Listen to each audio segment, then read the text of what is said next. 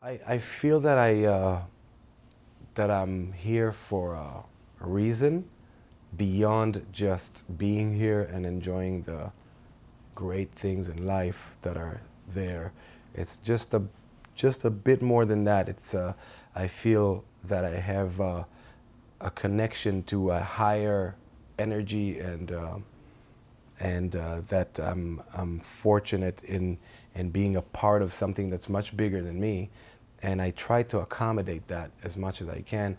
And the more I grow as a person, the more it's apparent to me.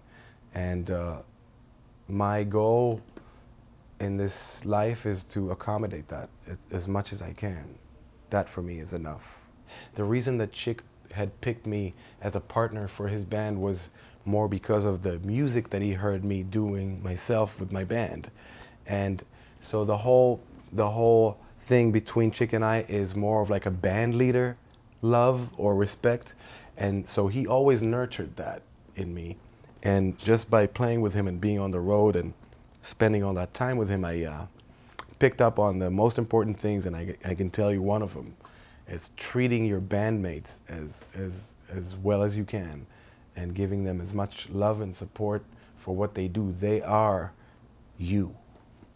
Well, the inspiration for Fidi Up is the continuing inspiration on me musically, which is a mixture of the Mediterranean sounds that I grew up with some Eastern European and Western sounds and music. It has the signature doubled bass line with the piano and the bass and the ostinato type of thing to it. And it's got an odd meter thing where it's not symmetrical, but it has a feel of almost like a 4/4 symmetrical thing because it just flows. So it's just one of those power, fun tunes that are an extension of the writing that I started for my first record. I wrote a tune called One for Mark, which is a tune for Mark Juliana, the drummer in the trio. And then I wrote this piece that resembled some of Samuel to me, and I decided, okay, it's only fair to call it Samuel, you know. Actually, Samuel is a very classical derived piece. It's like a classical music almost. It's very through composed for a long time before it gets open, and it's got some. I would say it's got some Rachmaninoff influences and some just classical composing, you know. It's only like a gesture.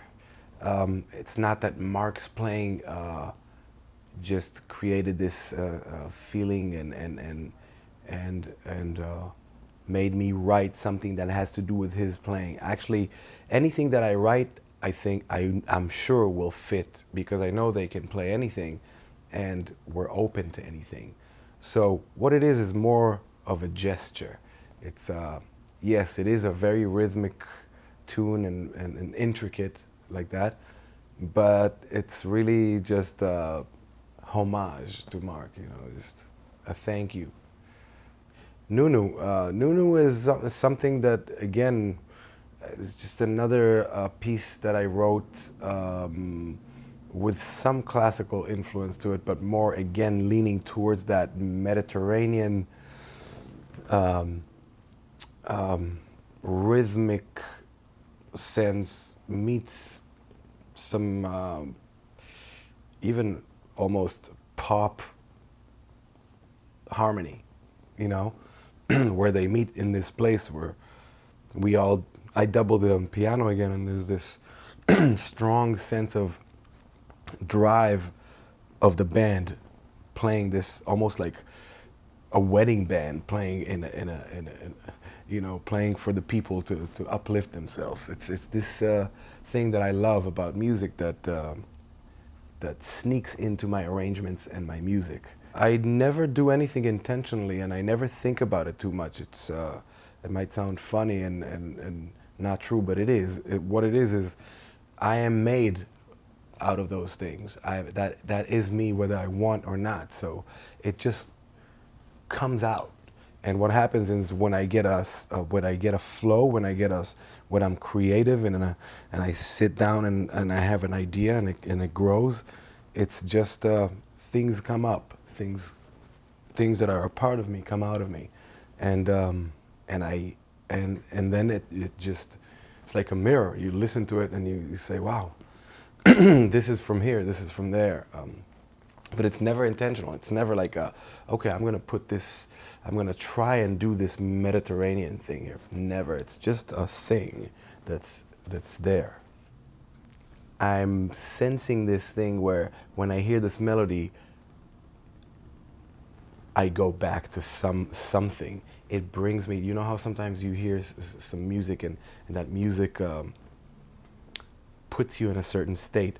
It's reflection, you know. I could have called it reflecting too, but and it's just an open thing. It could be anything that you or anybody else remembers or thinks of or reflects on when they hear this piece. I don't normally play standards or famous tunes that have been played before by greats like I mean, after hearing Caravan played by the Jazz Messengers,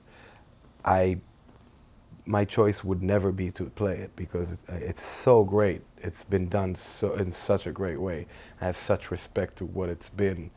The only thing is that Sam came with this really funny, full of humor, great new approach to Caravan that wasn't like anything else that I heard before, and it has to do with a lot with him playing the melodica too, which is melodica. What kind of instrument is that? So that with the soprano and the arrangement and it not being in 4/4 and 9/4, and just put a twist to it that allowed me to feel confident with presenting a new Caravan that's fresh. I trust that this is fresh. That's what I feel when I hear it. A good flow with an audience means that you go on stage and you feel the energy and the almost the roar of the people. They're just anxious. They know that something good is going to happen, and you feel it. It's the excitement, and if that's happening, you're already doing well. And the next thing would be to take that and take advantage of it and go with it and just launch this thing. If you don't catch it in the right time or don't have the right senses to pick up on it, then you're missing on something that could be great. So it's a bunch of things, but when the audience shows you good energy, you just got to grab it and take it to the next level where they would get to the place that they weren't even ready for. For me to come back to New York after 15 years and play at the Blue Note and have so many people come and support what I do, it's pretty much the highest level of just reward, you can say. The most you can catch of me in a snapshot would be at the Blue Note right now with my current working band, playing the current music, definitely.